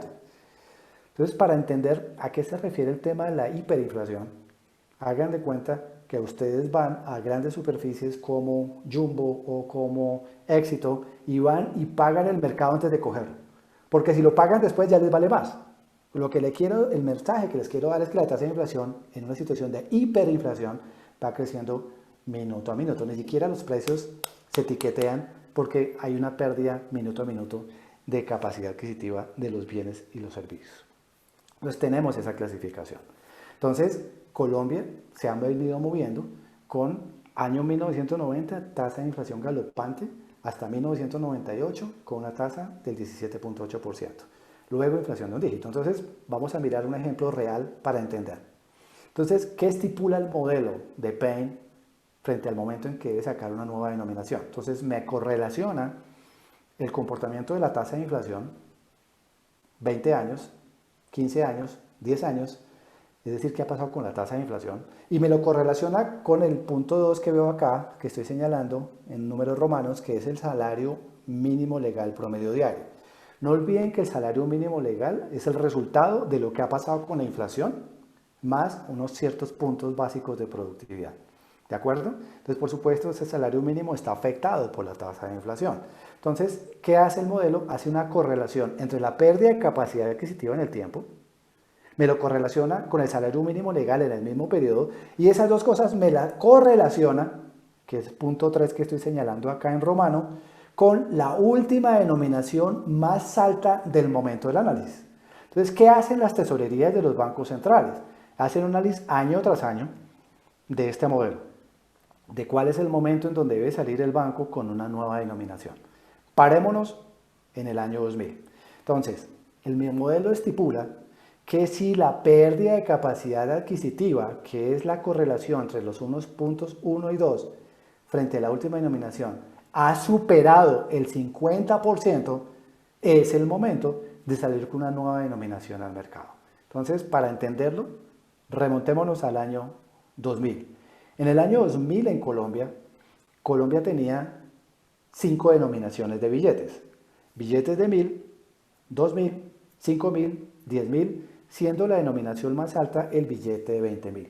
Entonces el modelo, que es un modelo econométrico que saca el área de emisión de la tesorería del Banco Central, entonces corre el modelo, ¿cierto? Entonces me coge año 2000, los últimos 10, 15 y 20 años. Entonces, claro, en el año 2000 me coge momentos en donde hemos tenido problemas de inflación galopante muy graves en el mercado. Entonces, por supuesto, la pérdida de capacidad adquisitiva ha sido excesivamente fuerte. Coge el salario mínimo legal, misma serie de tiempo, y esas dos me las correlaciona con la última denominación. ¿Cuál era la última denominación? Billete 20.000. ¿Qué dice el billete 20.000? Pues que está en capacidad teórica de comprar 20.000 pesos. Este es el valor facial, que es el nombre que se le da. Entonces el billete dice que tiene un valor de 20.000. O sea, en teoría que puede comprar 20.000. Pero ojo, el análisis del modelo muestra que ese billete ya no estaba en capacidad de comprar 20.000 pesos, sino 9.800 pesos. Significa que ya había perdido más del 50% de su capacidad adquisitiva. Cuando eso ocurre, es el momento de salir con una nueva denominación al mercado, que efectivamente, no olviden, estamos en 1, 2, billete 20, pasamos 5, sale el billete de 50.000 a circular en Colombia a partir del año 2001. Estamos hablando de situaciones reales, vividas por la economía colombiana. Entonces miren las bondades del modelo. Entonces el modelo estipula nuevamente que si la pérdida de capacidad adquisitiva ha superado el 50% de la última denominación más alta del mercado, es el momento de salir con una nueva denominación. En Colombia sale a partir de 2001 con el billete 50.000. ¿Y qué más estipula el modelo? Que elimina la primera, que es el billete de 1000, y lo vuelve moneda. ¿De acuerdo? Entonces son partes claves para entender de este modelo de Payne y Morgan. El modelo dice entonces en qué momento debe salir una nueva denominación, que será cuando se ha perdido más del 50% de la denominación más alta del momento, y adicionalmente elimina la primera denominación y la vuelve moneda. ¿De acuerdo? Eso es el modelo de Payne y Morgan. Entonces, ustedes se preguntarán, pero no entiendo, ¿cómo así que elimina el billete de 1000 si todavía hay billetes de 1000 en circulación? Esto tiene su historia, entonces hay que revisarlo. Entonces, les pregunto, o simplemente dedúzcanlo, ustedes hoy con la moneda de 1000 que está circulando, aún pueden comprar cosas. Ahora imagínense, hace 20 años, la capacidad adquisitiva de esa moneda era mucha. Entonces, por supuesto, era una moneda enormemente atractiva. ¿Para quién? Para los falsificadores. Entonces, el Banco Central Colombiano hizo la tarea, salió la nueva denominación de 50.000, eliminó el billete de 1000, lo volvió moneda, pero desafortunadamente la aleación de la moneda de 1000 era relativamente fácil de conseguir en el mercado y la forma de la moneda era de formas geométricas, lo que facilitaba la falsificación. se empieza a falsificar y a crecer exponencialmente esa falsificación. Las personas, sus padres, no ustedes porque ustedes son muy jóvenes, empezaron a tener problemas con las monedas, les devolvían, se las botaban en los buses, etcétera, en los cafés, no se las aceptaban. Entonces empezó a generar un problema de imagen reputacional para el Banco Central. ¿Qué tuvo que hacer el Banco Central? Recoger absolutamente todas esas monedas y volver a poner a billetes de 1000 en circulación con los costos que eso implica. Entonces les voy a hacer la siguiente pregunta, pero les doy cifras. ¿Cuánto cuesta producir un billete de 1000 pesos? Cuesta producirlo 79 pesos. ¿Cuánto cuesta producir una moneda de 1000? 380 pesos. Entonces les pregunto, ¿qué es mejor, producir billete o producir moneda?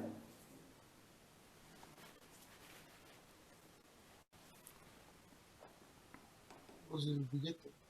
Pues un billete. La respuesta es moneda. Y les voy a dar los argumentos para eso. Entonces, miren sus billeteras. Todos tendemos, no olviden el término tendencia, a tener billetes de baja denominación en nuestros bolsillos. Asuma que ustedes están en la universidad, que van a pagar el desayuno, que se van a tomar el café, que se van a fumar el cigarrillo. Ustedes van a tender, todos en general, porque nuestra tendencia natural, tendemos a tener billetes de baja denominación, porque se nos facilita hacer las transacciones ágilmente, rápidamente. Ustedes no van a tender a usar billetes de 50.000 pesos y menos de 100.000 pesos, porque van a tener aún serios problemas con el billete de 50.000 y peor con el billete de 100.000. Entonces miren el análisis. En la medida en que nosotros tendemos a tener billetes de baja denominación, significa que la velocidad de circulación de esos billetes es muy alta y su vida útil muy corta. ¿Cuál es la vida útil de un billete de 1000? 10 meses en promedio. Entonces los billetes de 1000, 2000 y 5000 tienden en vida útil a durar solamente 10 meses en circulación. ¿Cuánto es la vida útil de una moneda? 20 años. Entonces a largo plazo, por supuesto los bancos centrales, por eso lo estipula el modelo, elimina la primera denominación, la vuelve moneda, porque la duración de la moneda es muy grande y simplifica costos de producción para los bancos centrales. Y eso es muy importante, porque no se les olvide que los bancos centrales, por ley y constitución, anualmente, al generar utilidades, hacen sus provisiones y tienen por ley que trasladar esas utilidades al gobierno nacional. Y esas utilidades que transfiere al gobierno nacional son dineros que se utilizan para financiar el déficit fiscal. Estas son cosas que estaremos analizando más adelante. Entonces miren la importancia del tema como tal. Entonces miren cómo la moneda de 1000, que es más costosa, pero tiene una vida útil mucho más larga, pues por supuesto se convierte en una simplificación de costos de largo plazo de los bancos centrales. Entonces por eso les mencionaba que el modelo establece eso. Se elimina la primera denominación y se vuelve moneda. ¿De acuerdo? Entonces, eso es lo que establece el modelo. Ahora, sigamos haciendo el recorrido. Noten ustedes que hace un poco más de 6 años sale una nueva familia de monedas. Monedas de diferentes aleaciones, tamaños, y después de muchísimos años vuelven a ver la moneda de 1000 que tienen en sus bolsillos. Una moneda mucho más grande que la moneda original, de doble tapa, doble aleación, en relieve, y además con un holograma que en donde ustedes giran la moneda y dice Banco República Colombia, BRC, y mueven hacia el otro lado y dice 1000 pesos. Cosas que uno no mira y son condiciones de seguridad, dado que pues, es una moneda que tiene todavía capacidad adquisitiva, entonces es una moneda que tiene todas las condiciones de seguridad. Entonces sale y es la moneda que está circulando actualmente. Entonces, año 2016, sale una nueva familia de billetes, que son los billetes que ustedes tienen en su poder. Y ya ven que esa nueva familia no incluye un billete de 1000. ¿Por qué no? Porque se espera que ya la vida útil de ese billete, en la medida en que vaya terminando, salga de circulación y no vuelva a circular más. Entonces, por eso ustedes ven que en la nueva familia de billetes hay desde el billete de 2000, 5000, 10.000, 20.000, 50.000 y hay uno de 100. Entonces, les pregunto si hasta aquí es claro para ustedes, antes de explicarles por qué hay un billete de 100.000 en circulación. ¿Es todo claro para ustedes hasta este momento? Sí. Muy bien. A ver, creo que alguien me está preguntando en el chat. Un segundo. Bien, muy bien. Entonces, hasta el momento, todo claro. Entonces, ustedes se preguntarán, ¿pero cómo es posible que el profesor está diciendo que la tasa de inflación colombiana desde el año 1999 está en inflación baja o moderada y haya salido un billete de 100.000 pesos a circulación. Entonces ahí viene una primera gran aclaración, que es el punto 2 de la parte A que estoy señalando, y es que el billete de 100.000 pesos nada tiene que ver con pérdida de capacidad adquisitiva. Es cierto, Colombia ha mantenido una tasa de inflación baja estable, entonces no ha sido por pérdida de capacidad adquisitiva, sino a un aumento del ingreso per cápita y del salario mínimo en la serie de tiempo utilizada para esto, que fue desde el año 2000 para acá, en donde el Producto Interno Bruto en valor se ha triplicado y el salario mínimo se ha más que duplicado. Cuando eso pasa, eso significa que aumenta el valor de las transacciones y el uso de los billetes de mayor denominación. Entonces ya se vuelve operativamente muy engorroso para los bancos centrales producir tanto billete 50. No olviden que el sistema financiero demanda, no olviden, no, probablemente que lo sepan, el sistema financiero demanda al Banco Central una gran cantidad de toda la liquidez que demanda son billetes grandes, de alta denominación, 50 y 20. ¿Por qué? Porque con eso va a surtir sus cajeros automáticos. Ustedes se nutren permanentemente de los cajeros automáticos, ¿de acuerdo? Entonces, eso hace que sea mucho más operativamente el desgaste para el Banco Central. De allí que como se ha aumentado, se ha triplicado, por un lado, el valor del PIB y se ha más que duplicado el valor salario mínimo, eso ha implicado que el valor de las transacciones haya aumentado y eso hace que el Banco Central salga con esa denominación. Y aquí viene la gran aclaración. Primera, ya la hicimos, que el billete de 1.000 está circulando, pero no por pérdida de capacidad adquisitiva. Y segundo, muy importante, el billete de 100.000 pesos no está hecho para su día a día. No está hecho para que vayan a comprar el café o vayan a comprar el cigarrillo, porque no se los van a recibir, porque tiene una altísima denominación. ¿De acuerdo? El billete de 100.000 pesos está hecho para todas esas grandes operaciones que se hacen en plata que demanda el sistema financiero para suplir su liquidez en los bancos comerciales. No está hecho para los cajeros automáticos, sino hay temas de seguridad que se manejan en los bancos comerciales. Cuando ustedes o sus padres van a sacar, por decir algo, 5 millones de pesos y les dan billetes de 50.000 y 20.000, pues caramba, les dan un fajo de billetes que no es nada discreto y ustedes van a tener ciertos problemas de seguridad. Entonces, hoy en día, parte importante de esos billetes, si no toda, pues se les da en billete de 100.000 pesos, pero solamente en las ventanillas de los bancos comerciales. Y eso simplifica, por supuesto, para los bancos centrales la operatividad. Entonces, a eso se refiere la emisión primaria de dinero. Ahora, algo muy importante, y es que, si bien es cierto, la Constituyente de 1991 estableció la independencia del Banco Central y fijó en el Banco Central la autoridad monetaria, cambiaria y crediticia, eso no significa que no tenga también unas reglas de juego que cumplir.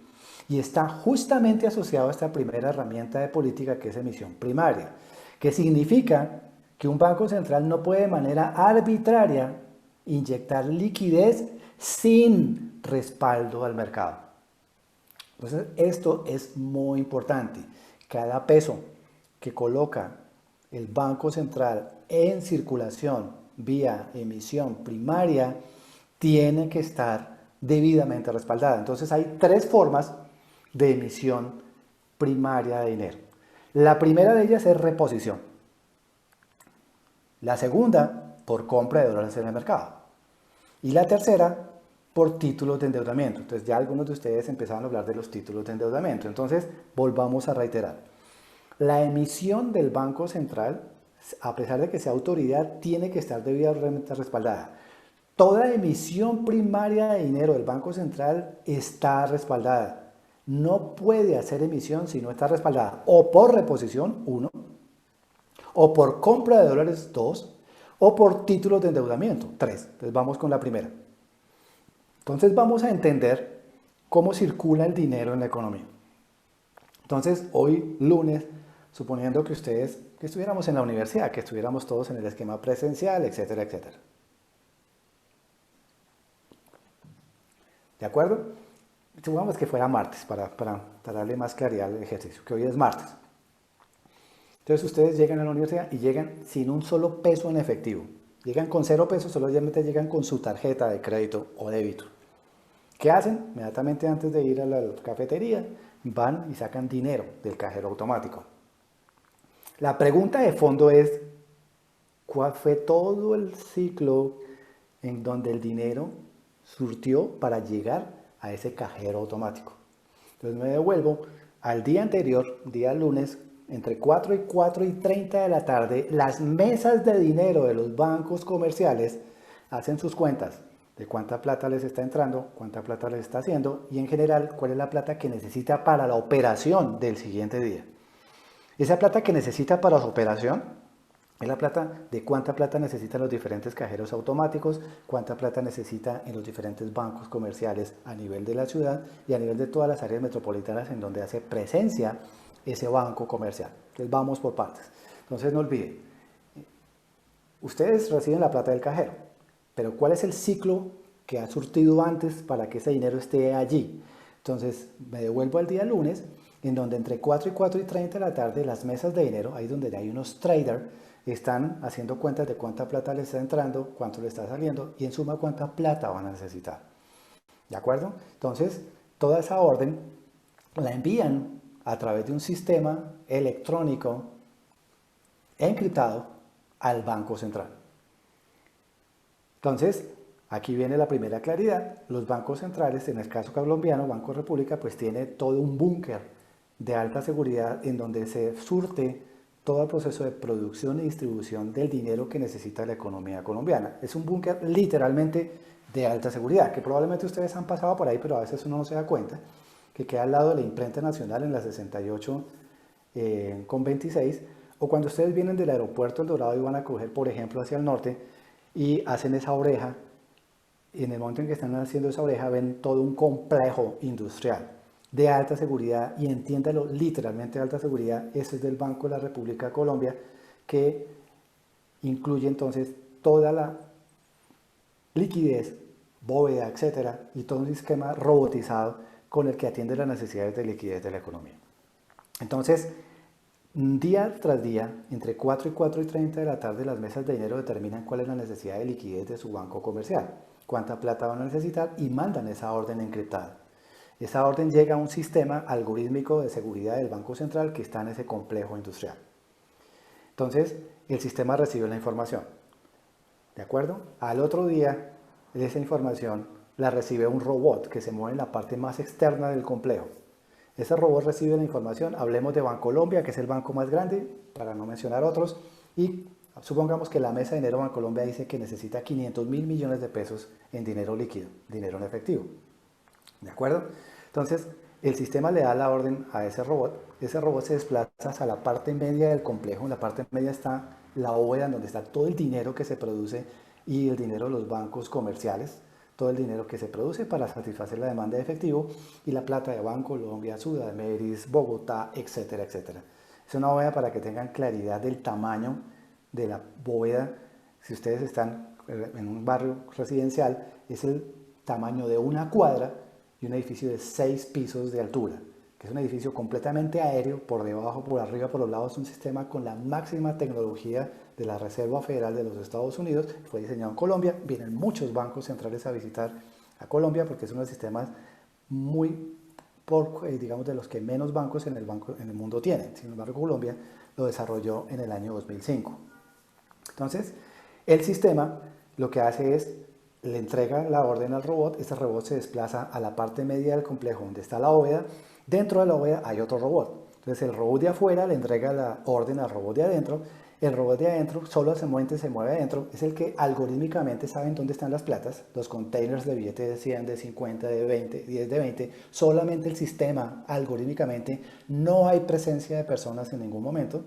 Por eso hablo de alta tecnología. Entonces ese sistema coge los diferentes containers de 50, de 20 y reúne los 500.000 pesos de Bancolombia y a las 4 de la mañana hoy se lo entrega a ese robot que está fuera de la bóveda. Ese robot se desplaza a la parte externa del complejo en donde están todas las transportadoras de valores, Prosegur, Thomas, 4G, etcétera, que son emisarios de los bancos comerciales. Entonces ahí llega el robot con esa plata a la parte externa, pone la plata en una banda transportadora y ahí sí se ve presencia de 2 personas, el funcionario del Banco de la República y el funcionario hablemos de Brinks, que es la más grande en Colombia, no en el mundo, que es el emisario de Bancolombia. Y ahí sí se ve la presencia de las dos personas, se ven entre los dos, separados por un vidrio de alta seguridad, 45 centímetros de espesor. Son temas de antiterrorismo y demás. Entonces, ese vidrio tiene un hueco en donde van pasando los paquetes de billetes de 50, de 10. El emisario de Brinks de Bancolombia recibe la plata y ¿qué hace? Empieza inmediatamente a distribuir la plata en los cajeros automáticos y más tarde, antes de las 9 de la mañana, en los bancos comerciales. Entonces, cuando ustedes van a retirar esa plata de ese cajero automático, ha surtido todo ese proceso desde el día anterior entre 4 y 4:30 de la tarde. Ahora, ¿cómo circula el dinero? Que esa es otra respuesta. Entonces, ustedes al recibir esa plata, ¿qué hacen? Pagan su desayuno. Con la plata que se paga el desayuno se vuelven las vueltas de alguien más. Y el pago de alguien más. Y las vueltas de otro. Y el pago de algo. Miren ustedes para que tengan claridad de la velocidad de circulación que tiene un billete de 1000, para hablar solamente del billete de 1000, un billete de 1000 pesos circula más de 100 veces en promedio en el mismo día.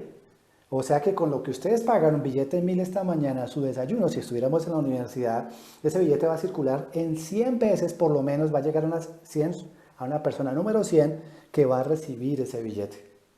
Entonces, por eso les hablaba de la velocidad de circulación del dinero. Entonces, vienen acá dos claridades. Entre menor sea la denominación, la velocidad de circulación será mucho más alta y su vida útil mucho más corta.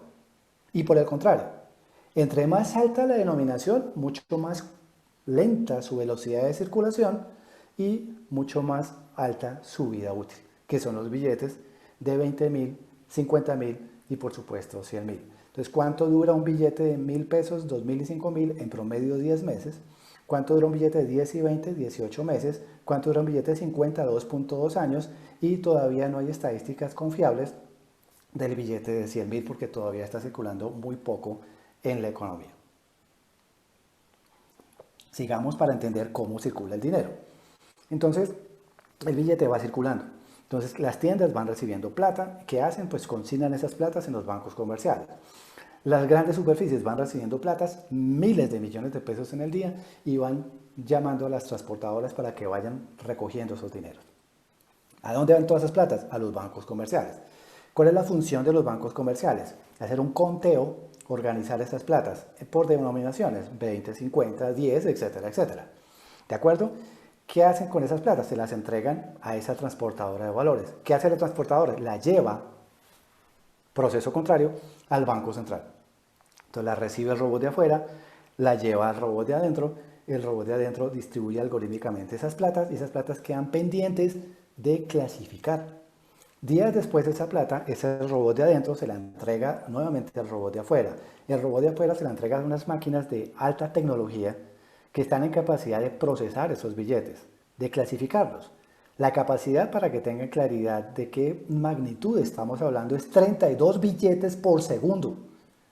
O sea, miren la velocidad. Entonces, esas máquinas son inteligentes y determinan si el billete está todavía en su vida útil inicial. Entonces, ¿qué hacen? Pues lo vuelve a empaquetar y queda listo para atender la necesidad de otro ente financiero. El sistema también está en capacidad de detectar si esos billetes son falsos. Si son falsos, entonces se los carga la cuenta corriente de los bancos comerciales. Y por último, si el billete ya ha tenido entrada y salida y ya su vida útil se ha agotado, el sistema inmediatamente lo retira de circulación y, ojo, muy importante para el tema que estamos discutiendo, lo vuelve a poner en circulación nuevo en las mismas denominaciones y cantidades. Eso es emisión de dinero respaldado en reposición. Preguntas, ¿es claro para ustedes? Yo tengo una pregunta. O sea, entonces los billetes, por ejemplo, de 1000 y de 2000 pesos que pues uno ve que son terriblemente feos ya que se deshacen, eso es porque no han llegado a esas máquinas. Es porque la gente no los consigna. Si no se consigna, el sistema financiero, ¿qué hace cuando recibe la plata?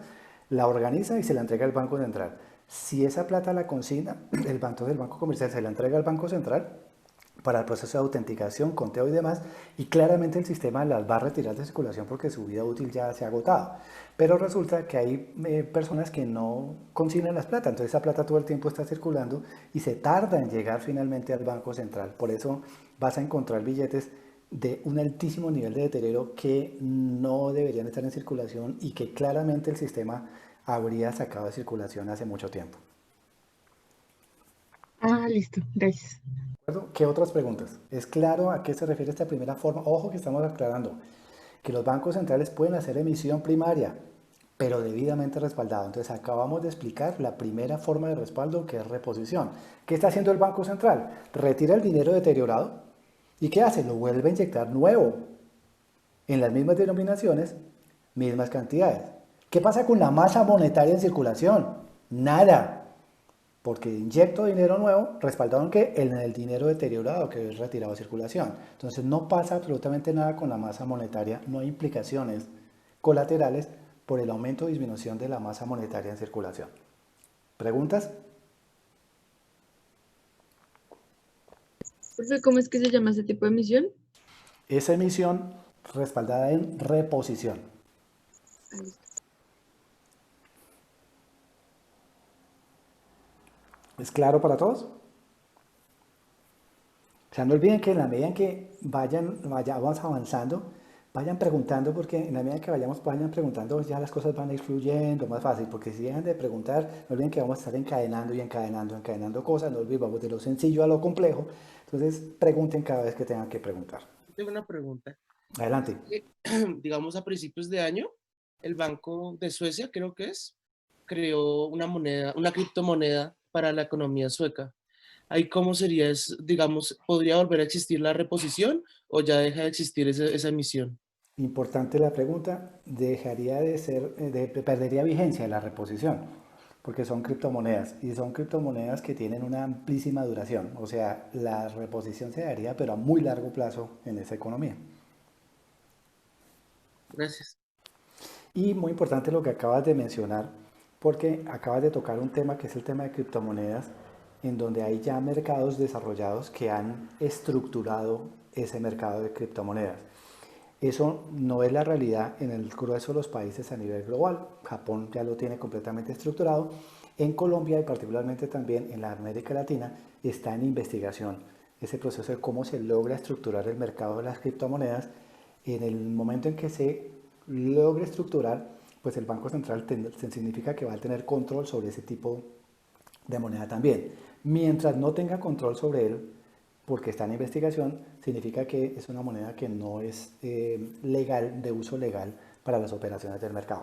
Además es altamente especulativo, entonces son temas de investigación que puede tomar varios años, pero el comentario que les estoy haciendo es que Colombia ya está en ese proceso de investigación. Bien, entonces ya tenemos claro cómo circula el dinero en la economía, de por qué el tema de las denominaciones del 1, el 2 y el 5, ya tenemos claro eso. Ya tenemos claro que la emisión de dinero tiene que ser debidamente respaldada, entonces acabamos de explicar la emisión por reposición. Las otras dos formas son formas que iremos explicando en la medida en que vayamos avanzando. Cuando lleguemos al mercado cambiario, explicaremos la emisión de dinero respaldada en la compra de dólares, y cuando estemos hablando de la cuarta herramienta de política del mercado monetario, que son las OMAs, estaremos analizando la tercera forma de emisión primaria respaldada en títulos de endeudamiento. Por ahora entonces lo importante es tener claro que esa es la emisión primaria, que es potestad del Banco Central. No olviden, retomando, a qué se refiere: a que el Banco Central produce y pone en circulación numerario. ¿Para qué? Para satisfacer las necesidades de efectivo en la economía. Entonces el Banco Central tiene claro cuánta plata está inyectando diariamente en la economía, cuánta de esa plata no regresa, cuánta plata va a los diferentes usuarios, que es parte de los agregados monetarios que estaremos analizando. ¿De acuerdo? ¿Cuánta plata ya terminó su vida útil? ¿Cuánta plata tiene que producir? ¿Cuáles son sus metas de crecimiento? Entonces, dada esa meta de crecimiento, ¿cuánta plata también tiene que haber en liquidez en el mercado? Esa es la función justamente del Banco Central. ¿Y quién hace eso en los bancos centrales? Pues las tesorerías. Y en las tesorerías pues hay áreas de emisión donde hay pool de economistas, etcétera, que calculan con los modelos econométricos pues cuál es el momento en el cual el Banco Central debe salir con nuevas denominaciones, o cuánto debe ser la cantidad de liquidez que se debe generar vía emisión al mercado. Es parte ya del rol que tienen los economistas en materia de política monetaria como tal. Muy bien, nos vamos con la emisión secundaria de dinero, que es el punto B, parte inferior que estoy señalando en el slide, que es potestad del sistema financiero. Entonces, esta es una forma de emisión que se genera a partir del portafolio de líneas de crédito que tiene el sistema financiero. Entonces, cuando ustedes acuden a un banco, ustedes o sus familiares, sus padres y demás, pues tienen un portafolio de servicios. Ese banco comercial que les brinda, entonces ese banco comercial les brinda una cuenta corriente, una cuenta de ahorro, una tarjeta de débito, una capacidad para sobregiro, tarjeta de crédito y demás. Entonces, les da un portafolio de servicio y adicionalmente le genera un portafolio de líneas de crédito. Entonces es una línea de crédito para consumo ordinario, para inversión, para vivienda, para vehículo, etcétera, etcétera. Entonces hay un portafolio de líneas de crédito. Entonces, ¿en qué momento se está generando una emisión secundaria de dinero? Entonces, ojo, se dará una emisión secundaria de dinero en el hecho o simple momento en donde un banco esté otorgando un crédito al mercado. En el momento en que un ente financiero esté otorgando un crédito ordinario, o de consumo, o de vivienda, o de vehículo, etcétera, se estará haciendo una creación secundaria de dinero. ¿Cuál es la función de un banco? Un banco capta dinero. ¿Y qué hace con ese dinero? Lo presta. ¿Qué hace con ese dinero? Lo multiplica, que es parte del concepto que vamos a analizar con el tema de los agregados monetarios. Entonces, esta es la primera herramienta de la política monetaria. No olviden que las herramientas apuntan a responder cómo hacer que efectivamente se asegure una liquidez adecuada en la economía. Entonces, eso nos lleva ya a la segunda herramienta de política que vamos solamente a enunciar en aras del tiempo, que son los encajes. Segunda herramienta de política monetaria. Entonces les pregunto, ¿qué entienden ustedes por encajes? Creo que es como un porcentaje de las reservas que un banco debe tener guardado siempre en líquido. ¿Con qué propósito? Para, digamos, cuando las personas, bueno, el propósito no sé realmente, pero creo que es que las personas puedan ir y pues sacar su dinero del banco, en el Bien, líquido. ese es un elemento y lo que tú mencionas es totalmente válido. ¿Algún otro comentario de qué es el encaje en definición? Creo que está bien para respaldar como lo que ellos están prestando. Muy bien, entonces retomemos esas dos definiciones como tal. Entonces, los encajes corresponden a un porcentaje que fija el Banco Central sobre las captaciones del sistema financiero. Reitero, definición, los encajes corresponden a un porcentaje que fija el Banco Central sobre las captaciones del sistema financiero. Significa que un banco comercial, un ente financiero, no puede prestar toda la plata que capta. Entonces, hay dos perfiles de los encajes. El primer perfil está asociado al comentario que hicieron ustedes, en el sentido de que ese porcentaje debe ser una plata que debe quedar quieta.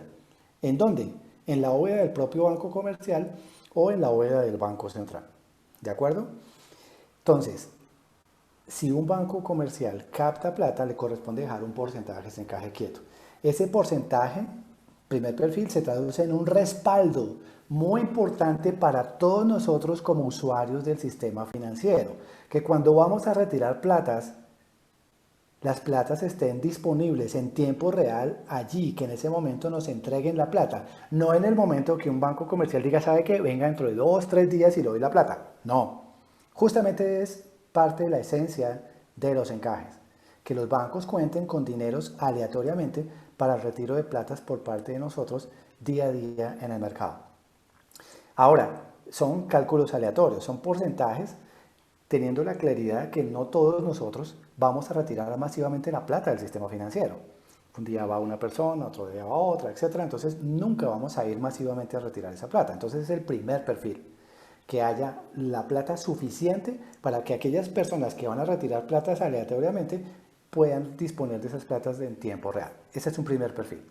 El segundo perfil netamente es de política monetaria, porque los encajes tienen la posibilidad de expander o contraer la masa monetaria en circulación.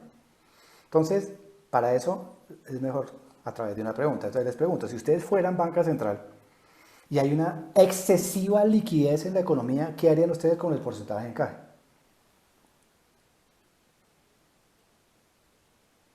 Lo aumento.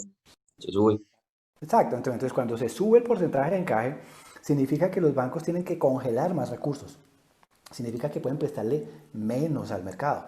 Esa es una medida contractiva. Ahora, la pregunta de cuando hay una situación de iliquidez, ¿qué harían ustedes con el porcentaje de encaje? Pues lo reducen. Al reducir el porcentaje de encaje se liberan platas. Significa que el sistema financiero podría multiplicar más el dinero que está en su poder. Esa es una medida expansiva para que lo tengamos presente. Entonces, esa es la definición del encaje. ¿De acuerdo? Entonces, es una herramienta, la segunda herramienta de política monetaria. Corresponde a un porcentaje que fija el Banco Central sobre las captaciones del sistema financiero.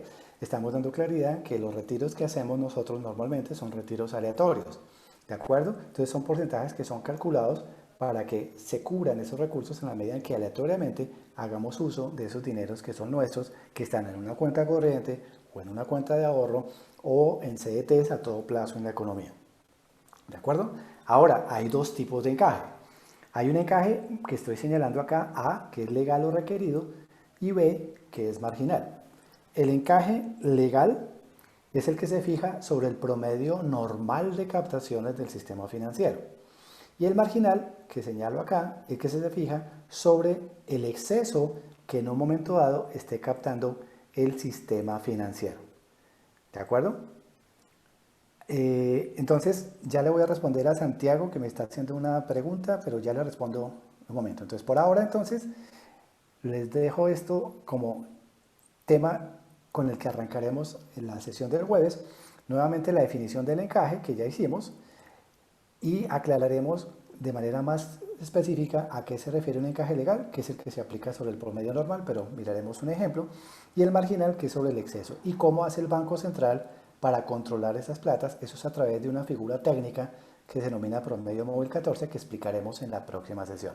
Entonces, por ahora quisiera aclarar una inquietud que me están planteando Santiago, que me pregunta que en el tema de la emisión de dinero, en qué momento, cuál sería la opinión sobre la eventual eliminación de los 3 ceros en los valores de los billetes.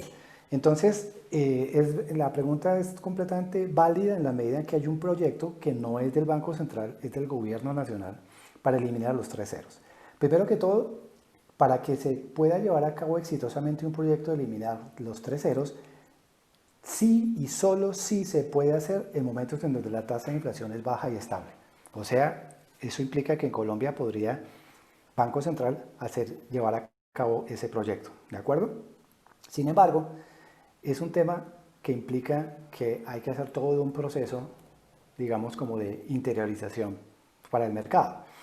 Eliminar los 3 ceros se logra en el momento en donde la tasa de inflación ya es baja y estable. No es lo mismo hacer una operación en billones de pesos que en millones de pesos, entonces eso simplifica todas las operaciones financieras de contabilidad, de PIG, etcétera, etcétera. ¿De acuerdo? No implica pérdida ni subida de ningún tipo en términos de la capacidad adquisitiva, eso no tiene ningún impacto, pero sí tiene un efecto en las personas. Entonces fíjense que Colombia, hace un momento les mencionaba que cambió su familia de billetes y ya la hizo pensando en este cambio de los 3 ceros.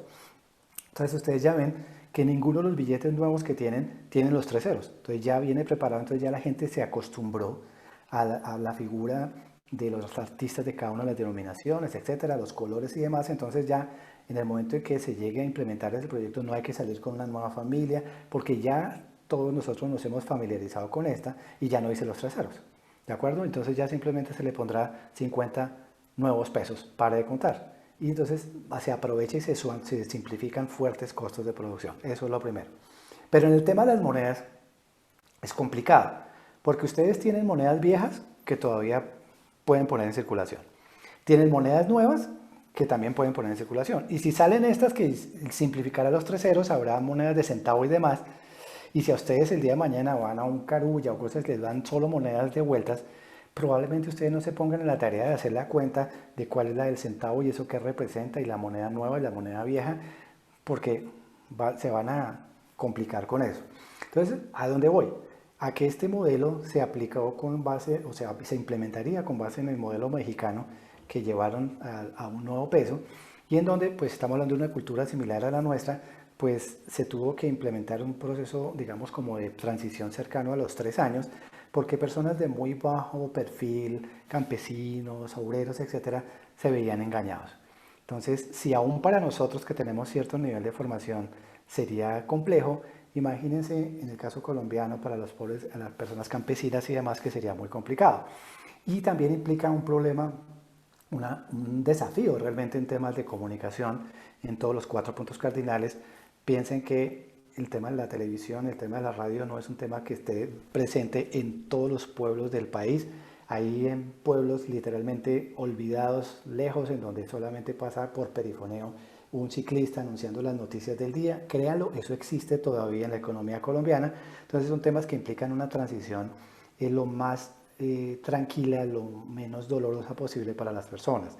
Reitero, no es un proyecto del Banco Central, es un proyecto del Gobierno Nacional. ¿Cuánto cuesta? 800.000 millones de pesos. ¿Cuándo va a pasar? Eso no va a pasar en muchos años por las situaciones actuales de la economía en donde se requieren recursos para otros propósitos. Entonces es un proyecto que probablemente se retarde, dado que pues, no es el momento oportuno porque tenemos serios problemas de desequilibrio fiscal. Muy bien, ¿preguntas antes de cerrar nuestra sesión? Entonces, con esto estamos terminando nuestra segunda sesión de mercado monetario y financiero. Entonces, Profe, perdón, yo sí tengo una pregunta, pero no es como tal del tema, sino es que te acuerdas que la semana pasada tú dijiste que teníamos que armar unos grupos. Sí, claro, por supuesto. Nosotros te tenemos que informar a ti como los integrantes. O sea, infórmelo, pero infórmelos en el foro de la plataforma virtual para que quede la información allí en la reposición, ¿de acuerdo? Ah, listo, perfecto, listo. Ahí se Gracias. le conoce nuestro grupo de tales y tales personas y eso es todo. Entonces, por eso les decía antes, al iniciar esta sesión, que terminen de familiarizarse con el aula virtual porque ahí tienen ustedes un espacio de foro en donde ya el equipo tuyo, nosotros somos las personas que vamos a trabajar, etcétera. Eso es todo, informarlo ahí. Ay, profe, y yo todavía no tengo acceso al aula virtual. Escúchame. Todavía no, ¿por qué no? Ya habría que hablar con la monitora, con Valentina, porque yo ya le había pedido a Valentina, es que hubo 2 cosas. Una es que la facultad me mandó a mí la lista de todas las personas que se inscribieron en los tiempos. Entonces, con esa lista, Aula Virtual los montó y quedaron habilitados. Pero hubo personas que se inscribieron después. Entonces, esas personas se mandó también la solicitud y pues Aula Virtual debió haber incluido ya a esas personas. Si tú eres de esas personas, igual deberías estar ya. Entonces, hay que validar el tema con Valentina. Entonces, te sugiero que hagas la consulta con Valentina, ¿de acuerdo? Pues perfecto, pero por nosotros, o sea, yo le había preguntado a ella y ella me dijo que más, o sea, a más tardar este fin de semana. Y pues ya estamos el lunes y yo todavía no tengo acceso. Pero ahorita trataste de entrar. Sí, ahorita intenté entrar otra vez, pero no. Entonces, nuevamente para que revisemos el tema, ¿de acuerdo? Porque es que yo tenía un grupo de 30 estudiantes y después se inscribieron 14 más, entonces son 44. Entonces, claro, esos 14 probablemente no se ven reflejados todavía. Reitero, puede ser un tema de congestión en las solicitudes de aula virtual porque es una solicitud posterior que se hizo cuando ya se había montado la original. Entonces, por favor, remítanse a Valentina para que nuevamente ella revise con la aula virtual en qué momento van a quedar activados, ¿de acuerdo? Listo, profe, muchas gracias. Bueno, muy bien, eso es todo por hoy. Les agradezco mucho. Nos vemos entonces el jueves. Chao. Hasta luego, que estén bien. Chao, profe, buen día. Hasta luego. Mucho gusto.